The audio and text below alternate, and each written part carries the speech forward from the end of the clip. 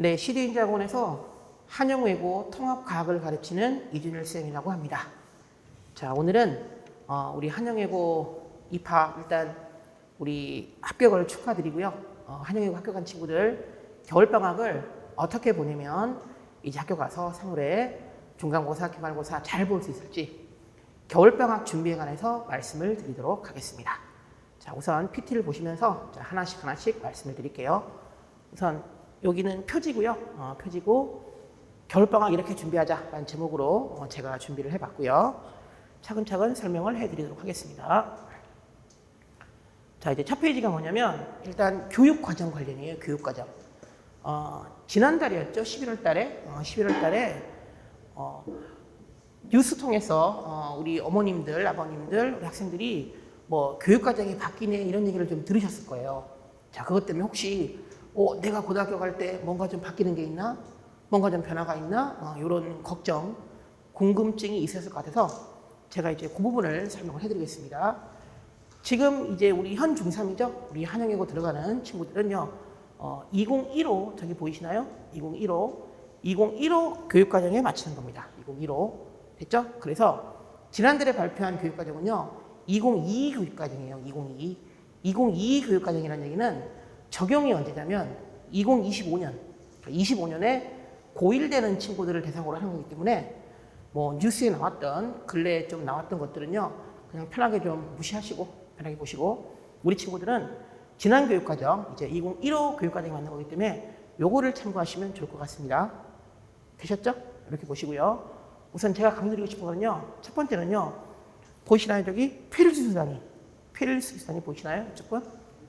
여기 보이시나요? 요거 제가 이제 요거를 강조를 드리고 일단 고등학교 학생들이 국어, 영어, 수학, 과학, 사학 포함해서 여러 과목들 몇 단위를 있어야 되는지 필수로 교육부에서 꼭 하라고 하는 겁니다. 거기 보시면 국어 10단위, 수학 10단위, 영어 10단위, 통합사회 10단위 이렇게 나왔죠. 우리 보통 어머니들 생각하실 때 뭐 국영수가 4, 그죠? 뭐 이렇게 뭐 주요 과목 생각하실 때 국영수가 일단 10단위고요. 사회도 10단위고요. 근데 제가 이제 강조하고 싶은 건 과학은 12단위가 맞습니다. 10단위가 아니고요. 즉 국영수 과사가 물론 이게 실험 들어가서 12단위이긴 하지만 전체적으로 다 비슷하게 중요하다는 것을 강조를 해드리고 싶고요. 되셨죠? 그러니까 방학 동안에 국영수만 공부하지 마시고 과학도 사회도 물론 이제 저는 과학생이지만 다른 과목도 열심히 준비해야 된다는 말씀을 드리는 겁니다. 되셨죠? 필수 12단이라는 거 확인하시고요. 자, 그 다음에 두 번째는요. 오른쪽 보시면 요거는요. 한영외고에서 어떻게 진행을 하고 있는지에 관해서 말씀을 드리는 겁니다. 일단 한영외고에서는 국어 3단위, 영어 3단위, 수학 3단위, 과학 3단위 다 똑같죠. 되셨죠? 전체적으로도 교육부에서 하는 것도 국영수가 사의 중요도가 같다고 보시면 되고 되셨죠? 그 다음에 한영외고도 국영수랑 과학이랑 똑같습니다. 다시 말씀드리는 건 방학 동안에 물론 이제 저도 개인적으로 뭐 수학이나 영어가 더 중요한 과목이라고 생각하지만 과학도 하지 않으면 곤란하다. 이런 말씀을 좀 드리고 싶고요. 되셨죠? 자, 이제 그 밑에는요. 세부 내용으로 들어가는 겁니다. 세부 내용으로. 우리 한영외고는요. 1학년 때 통합과 3단위, 6단위를 하고요. 되셨죠? 전체 이제 12단위를 채워야 하는 건데 보시면 2학년 때 이제 실험 1단위씩 그러면 6하고 7, 8이죠. 이렇게 돼 있고요. 3학년 때 이제 융합과학이 들어갑니다. 2단위씩 해가지고 전체적으로 12단위를 채우고 있습니다. 되셨죠? 조금만 좀 추가로 말씀을 드리면 이게 이제 본격적으로 된 게 이제 2018부터인데 제가 이제 3학년 거를 좀 강조를 해드리고 싶거든요. 3학년 거를. 일단 통합과학이 이제 지금 수업 설명의 목적이지만 과학이 좀 중요하다는 말씀드리고 싶어서 3학년 걸 좀 말씀드리고 싶은데 2018부터 이제 시작했는데 그때 이제 1학년 친구들 이제 3학년 됐을 때 그때는 뭘 들었었냐면요. 생활과학을 했어요. 생활과학인데 생활과학을 2년, 3년을 했죠. 했는데 현 1학년 이번에 설문조사 해가지고요. 학교에서 겉으로 봤을 때는 이제 선택이었습니다. 선택. 뭐 과학사, 그 다음에 생활과학, 융합과학 선택이었는데 실제로 이 학교에서 뭘 밀었냐면 융합과학을 밀었어요. 요걸 밀었습니다. 요거의 의미가 뭐냐면 학생부가 분명히 차별화가 돼야 되잖아요. 여러 설명회에서 많이 들으셨을 텐데 학생부 차별화 많이 들으셨죠, 그죠? 근데 이제 기존에는 생활과학을 하니까 외고랑 일반고랑 차별이 안 되는 거예요. 무슨 말씀인지 아시죠? 일반고에도요 문과 친구들 다 생활과학을 합니다. 해요. 그래서 우리 한영여고에서 야 이러면 차별화가 안 되겠다 싶어서 더 강조하는 차원에서 융합과학이 들어갔어요. 이제 무슨 말인지 아시죠? 그래서 현 고1부터 우리 친구들은 중3이고요. 현 고1부터 고등학교 3학년 됐을 때 생활과학을 하지 않고요 융합과학을 합니다. 조금 더 크게 확장해서 말씀드리면 우리 친구들은 이제 공식적으로 외고지만 문과잖아요. 문과. 이제 현재 이제 문과에 조금 문제가 나오고 있는 게 문이과 통합이 포인트죠. 문이과 통합되면서 이과 애들이 우리 문과 친구들을 좀 잠식을 해와요. 잠식을 해와서 실제로 우리 좋은 대학들, 우리 이른바 다 아는 대학들, 그런 대학들의 최상위권 대학들의 문과, 우리 흔히 말하면 뭐 경제, 경영 뭐 이런 과들 있죠. 이런 과들이요. 요즘은 이과 친구들이 글로 지원을 하고 합격을 하고 그런 사례가 조금씩 나오기 시작했어요. 즉 문과가 이과도 좀 밀리고 있어요. 많이 밀리고 있거든요. 그래서 이제 학교에서 이러면 안 되겠다. 그래서 우리도 이과 쪽에 조금 뭔가 가져올 수 있어야겠다. 뭔가 경쟁력이 필요하다. 되셨죠? 학생부에 뭔가 플러스가 필요하다. 자, 그래서 3학년에 융합과학이 들어가고 있는 겁니다. 요 얘기는요. 지금 요거는요. 당연히 뭐 올해 이제 2021이죠. 내년 건 아니고요. 2021 거거든요. 근데 이제 이렇게 예측을 하는 거죠. 내년도. 우리 현 중3 친구들한테. 근데 이제 이렇게 간다는 얘기는요. 결론은 요 2학년 때 실험 있잖아요. 요 실험이요. 우리 현 중3 친구들이 고2 됐을 때는요. 요게 요로 가고 1학년에 플러스가 되고요. 여기에 과학 탐구가 들어갈 수도 있어요. 물화 생기 중에서 한두 개가 들어갈 수 있습니다. 즉 문이과 통합 시대에 문과가 살아남기 위해서 외고가 살아남기 위해서 조금 더 이과적인 성향을 플러스를 하고 있습니다. 그래서 말이 좀 길어졌는데 결론적으로는 과학사는 기본되는 통합과학을 제대로 하지 않으면 결론은 탐구나 나중에 3학년 됐을 때 융합학교에서 문제가 좀 생긴다는 거. 꼭 참고하셨다가 방학부터 차근차근 준비를 좀 해주셨으면 좋겠습니다. 여기까지 말씀을 드리고요. 자, 이제 다음 거 보겠습니다. 자, 이거는요. 다들 알고 계시는데 스쿨인포라고 해서 저기 보이시죠? 스쿨인포? 보이시죠? 스쿨인포라고 해서 학교 알림이 사이트 있어요. 학교 알림이 사이트. 여기 보시면 뭐 학생 현황, 교원 현황부터 교육 활동 쭉 있는데 두 가지는 꼭 좀 체크를 하셨으면 좋겠습니다. 그래서 말씀을 드리는 거고요. 교육 활동이라는 부분이 있어요. 교육 활동이라는 부분. 여기 보시면요. 이 두 가지인데 여기 학교 교육과정 편성, 운영 및 평가에 관한 사항. 요거 하고요. 그다음에 교과별, 학년별 교과 진도 운영 계획. 요걸 꼭 체크하셨으면 좋겠어요. 되셨죠? 자, 그다음에 밑에 여기 이쪽에 이제 학업 성취 사항에 들어가 있는 건데 교과별, 학년별 평가 계획에 관한 사항 체크를 좀 하셨으면 좋겠습니다. 당장 이 설명회 이제 듣고 나시면 아시는 분들은 다 아시겠지만 혹시 모르셨던 분은요. 학교 알림이 사이트에 들어가서 한영외국고등학교 클릭하세요. 클릭하셔서 이 부분이 뜹니다. 뜨시면요. 요 세 개는 꼭 했으면 좋겠습니다. 우선 첫 번째 거는 뭐냐면요. 교육과정이에요. 교육과정. 우리 친구들이 고1 때, 고2 때, 고3 때 뭐 배우는지. 되셨죠? 미리 알고 준비하면 좋겠죠? 되셨죠? 두 번째 거는 진도예요. 진도. 과목별로 차이가 있지만 과학이나 사회 같은 과목은요. 차례대로 이렇게 나가는 게 아니에요. 중간중간 건너뛰면서 나갑니다. 그럴 때 미리 중간고사 때 뭘 보는지, 기말 때 뭘 보는지 체크해 주시면 도움이 되겠죠. 그렇게 보시고요. 자, 그 다음에 밑에 교과별, 학년별 평가 계획에 관한 사항. 자, 요거 뭐냐면요. 어떻게 평가하는 건지. 중간고사가 몇 점인지, 기말고사가 몇 점인지, 심지어는 수행평가가 몇 점인지 다 올라와요. 참고하시면 분명히 큰 도움이 될 것 같아서 말씀드릴 거고요. 자, 이제 세부적으로 우리 한영여고는요. 이제 한영여고 통합 강도로 들어갑니다. 들어가면요. 일단 교과서는 동아출판사입니다. 동아출판사. 진도는 제가 순차별 진도라고 말씀드리는데 저때의 순차별은요. 1, 2, 3, 4, 5, 6 나가는 게 아니라 그게 아니라 물리쌤이 1, 2 나가시면요. 화학쌤이 한 7, 8부터 나가세요. 1, 2, 3, 4 나가시고 물리는 화학쌤은 7, 8, 9, 10 뭐 이렇게 나가요. 순차는 맞지만 물리, 화학, 뭐 생물, 제와 파트에 맞게 끊어서 이렇게 나가십니다. 그렇게 보시고요. 선생님은 세 분이세요. 세 분이시고요. 제가 이제 다음 페이지에서 선생님들의 특성을 조금씩 말씀드릴 건데 꼭 좀 메모를 하셨다가 참고가 됐으면 좋겠고요. 일단 세 분이시고요. 물리쌤이세요. 물리쌤이시고요. 이 땡땡쌤이시고, 그 다음에 생물쌤이세요. 생물 선생님. 임 땡땡쌤 계십니다. 되셨죠? 또 한 분이 이제 지구학 선생님, 우 땡땡 선생님. 그렇게 세 분으로 되어 있습니다. 물리, 그 다음에 생물, 지구과학 이렇게.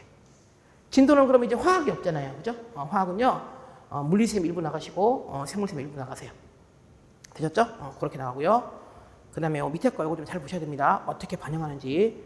여기 보세요. 중간고사, 기말고사가 60점이고요. 되셨죠? 그 다음에 수행평가가 40점입니다. 이렇게 해서 이제 100점이에요. 자, 요거의 의미는 뭐냐면, 2019까지요. 2019까지. 뭐냐면요. 지금 보시면 이게 6대4잖아요. 6대4. 시험과 수행이. 그죠? 근데 그때까지는요. 3대7이었어요.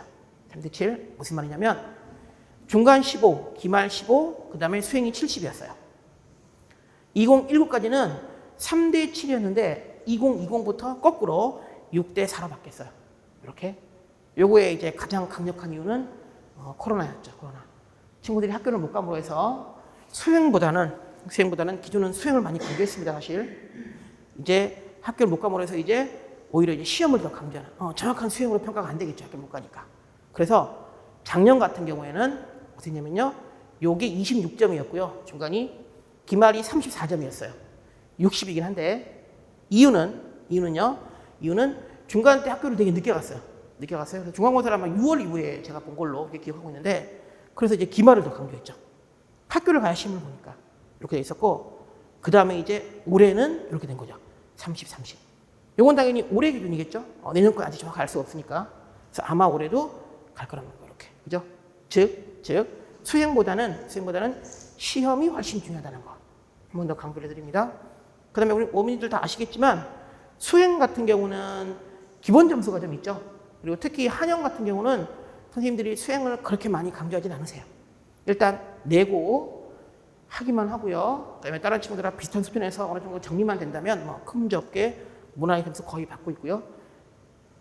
결국 성적은 이제 시험으로 나온다는 거. 자, 그렇게 좀 봐주시면 좋고요. 되셨죠? 좀 세부적으로 갑니다. 이제 자, 중간고사는요. 1학기 중간이 작년 겁니다. 25문제 나왔고 객관식이 22문제. 단답형이 3문제. 되셨죠?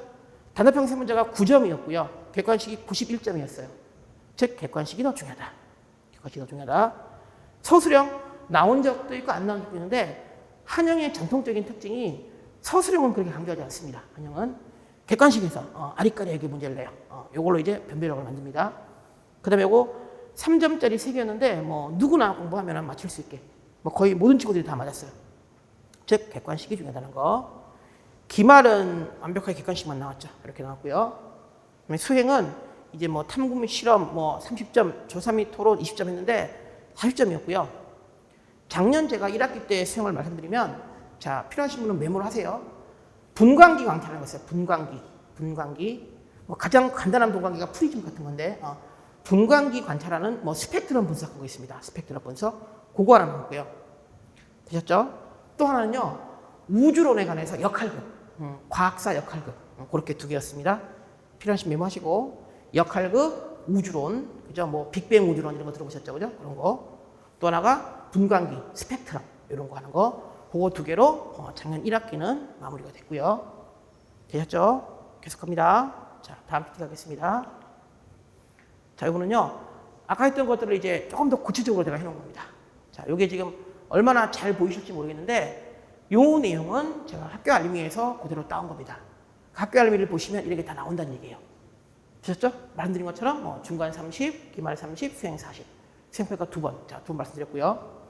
그 다음에 구체적으로 어떻게 평가하는지 이렇게도 가볍게 한번 참고를 하세요. 되셨죠?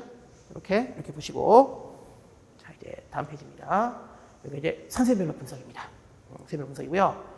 제가 이제 겨울방학 수업을 연계해서 설명을 좀 해드리면 선생님들이 개성이 상당히 강하세요. 상당히 강하시고 제가 이제 시험 대비 들어갔을 때 제가 이제 저는 수업 교재를 보통 4개를 주는데 첫 번째가 이제 수업 교재가 있고요. 주차별로요. 그 다음에 과제가 있습니다. 과제가 있고요. 그 다음에 학교별 기출이 있어요. 학교별 기출. 마지막에 4번째 게 테스트가 있고요. 그래서 학교별 기출을 제가 이제 강조를 하는데 우리 강남, 서초, 송파, 자사, 특목, 외고 대부분의 학교 문제가 다 들어가 있어요. 그럼 타 학교랑 이제 문제 비교가 되지 않겠습니까? 그죠? 그럼 타 학교랑 문제를 비교하면요.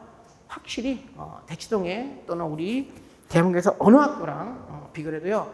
한영외고 통합과학 문제는요. 어려면 어렵지 쉽지 않습니다. 거의 탑 클래스예요. 이유는 선생님들의 개성이 엄청 강해서 그래요. 되셨죠? 그래서 이제 추가해 드리는 게 3월 이후에 아마 3월 한 2주나쯤 되면 중간고사 대비를 할 건데 그때 이후에 이제 공부를 한다고 했을 때 조금 어려운 과목이 있어요. 우리 어머님, 아버님도 다 아실 만한 과학은 4개잖아요. 4개, 그죠? 물리화학, 지구학, 생물. 통합과학도 결론은 세부적으로 물화생지가 있어요. 그중에서 누구나 다 아는 물리화학은 어려워요. 물리화학이 바로 변별력이거든요. 그래서 제가 겨울방학 수업에 8회차로 해서 물리화학만 따로 특강을 지금 계획을 하고 있습니다. 그게 바로 이제 1월 2일 날 시작하는 수업이고요. 그래서 방학 전에 꼭 듣고 그래야 생물이 원활하다는 거, 그래야 선생님들의 이 각기 다른 개성들을 좀 해결할 수 있다는 거 그렇게 한번 강조를 해드리고 조금만 추가적으로 설명을 해드릴게요. 그 다음에 이제 이 부분은요 2월 말경에 다시 이제 중간고사 대비 설명을 할 건데 그때는 조금 더 제가 세부적으로 해드릴 겁니다. 지금 좀만 큰 틀로요. 되셨죠? 일단 중간고사는요 22문제 3문제 나왔고요. 객관식 단답형 91.9점이고요. 특정 학생의 시험지 하나 이제 따온 거고요. 틀린 문제도 좀 보이는데 한번 보시고요. 선생님이 이제 세 분이시고요. 되셨죠? 물리 땡땡, 생물 임땡땡, 지학 오땡땡 선생님. 요 분이 젊으신 분이고요. 이제 한영 오신 지 한 3년, 4년 되신 분입니다. 요 분이 이제 한 몇 년 후면 이제 퇴직하실 분이고요. 요 분이 한 50대 정도 되신 분이거든요. 선생님별로 개성이 되게 있고요. 제일 오래되신 분이고요. 두 분이 소통을 많이 하세요. 그 다음에 이제 아무래도 젊으신 분이다 보니까 요 분이 이제 통합과학 전반적으로 많이 이끌고 가세요. 물론 이제 이분들이 더 높으신 분들이겠지만 요 분이 이끌고 가세요. 또 이분이 물리시잖아요. 그죠? 그 물리쌤이 화학도 많이 하시거든요. 그래서 요 분 거에 변별력에서 제일 중요합니다. 그렇게 보시고요. 되셨죠? 그 다음에 1학기 중간 때 이분이 어떤 문제를 냈냐? 짧게만. 일단 학교 프린트 위주로 좀 많이 나갔고요. 되셨죠? 단답형 3문제를 다 이분이 냈습니다. 됐죠? 그 다음에 과학사 인물. 타학교 문제에서 과학자 관련은 안 나오거든요, 보통. 근데 우리 한영은 나와요. 매년 나옵니다. 나왔고요. 그 다음에 실험 문제. 실험 문제는 과학에서 기본인 거고. 그 다음에 비문학 문제. 자, 요거는요, 지문이 엄청 길어요. 지문이 엄청 깁니다. 국어 문제 생각하시면 돼요. 요렇게 이제 A3 정리 있으면 거의 뭐 절반 정도가 지문 나오고 밑에 문제 나오잖아요. 한영도 대대적으로 그렇게 많이 나왔어요. 작년 거는 조금 지문이 짧았지만 역시 비문학 문제 지문 막 나옵니다. 아셨죠? 국어랑 비교하면 비문학 같은 느낌이라고 말씀드리는 겁니다.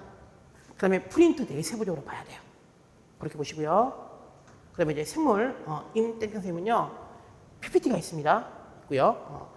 요번의 특징은 PPT를 지금 저처럼 이렇게 띄워놓고요. 그 다음에 교실 불을 끄고요. 과학실에서 수업을 하시고요. 학생들의 집중력이 조금 떨어지는 편이에요. 조금 떨어져요. 그래서 앞에 친구들은 잘 듣지만 뒤에 친구들은 잘 안 듣는 경우도 있고 그리고 PPT 내용이 좀 어렵습니다. 어려워요. 어려운 이유는 교과서 내용을 바탕으로 하시는데 이제 요분이 만드실 때 원서를 많이 따와요. 원서. 그림 같은 거를요. 그래서 결론은 PPT 내용에 영어로 된 그런 문구들이 많이 들어가 있고요. 그러면 시험도 영어로 나오냐? 시험이 영어로 나오진 않아요. 시험이 영어로 예전에는 나왔어요. 몇 년 전에는. 근데 지금은 영어로 나오진 않지만 그림에 PPT 그대로 따기 때문에 거기서 이제 영어 단어들이 나와요. 그리고 기호도 영어로 써요. 그런 기호나 단어들이 문제 풀 때 힌트가 됩니다. 근데 그게 좀 어렵겠죠. 좀 불편하겠죠. 그죠? 요거 활용 안 하신다는 거. 그 다음에 PPT가 많이 안 바뀌기 때문에 뭐 작년, 재작년 자료를 제가 다 가지고 있으니까 나중에 이제 수업을 들으면 그걸 제가 이제 보여드릴 거고 참고해 드릴 거고요. 그렇게 보시고요. 그럼 특징이 하나가요. 교육과정과 다르게 나옵니다. 되셨죠? 실생활 과학이에요. 되셨죠? 요거 이제 포인트가 작년에 1학기 중간 때 뭐 나왔냐면요. 코로나 문제 나왔습니다. 코로나.